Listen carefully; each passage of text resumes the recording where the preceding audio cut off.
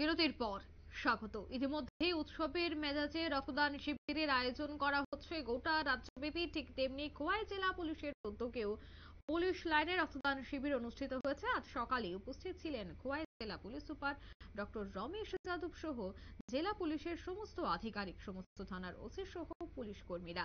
এদিন জেলা police super জানান 50 ব্যাগ রক্ত জেলা পুলিশের তরফ থেকে দেওয়া হবে। সে বিষয়ে কি বলছেন উদ্যোক্তারা, শোনাচ্ছি। प्रोग्राम चल रहे हैं डिफरेंट इसमें हमने डिस्ट्रिक्ट पुलिस ने ब्लड डोनेशन कैंप रखा है और आप देख रहे हो कि मैंने भी किया है। यहाँ पर एसडीपी, ओसी, कांस्टेबल, वुमेन ऑफिसर सभी डोनेट कर रहे हैं। और एक जो ब्लड डोनेशन है, किसी की लाइफ बचाता है, किसी का जीवन बचाता है, उसके लिए छोटा सा प्रयास है।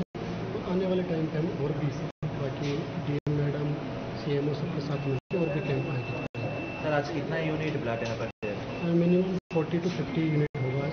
ये मेनली आज हम पुलिस कांस्टेबल ऑफिसर्स वगैरह देंगे। सर ये डिस्ट्रिक्ट लेवल प्रोग्राम है, इसी का एक पार्ट है ब्लड डोनेशन। আপনারা শুনলেন উদ্যোক্তাদের বক্তব্য।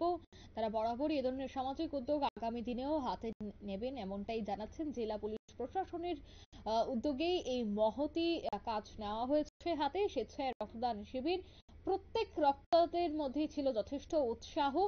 পুলিশদের এই রক্তদান আগামী দিনেও চলবে এবং তাতে অনেকটাই সাহায্য হবে। ব্লাড ব্যাংকগুলিতে যে সমস্ত রক্ত স্বল্পতার অভিযোগ বারবার উঠে আসে, তাতে কিছুটা হলেও এই রক্তদান শিবির কাজে আসবে বলেই মনে করছে উদ্যোক্তারা।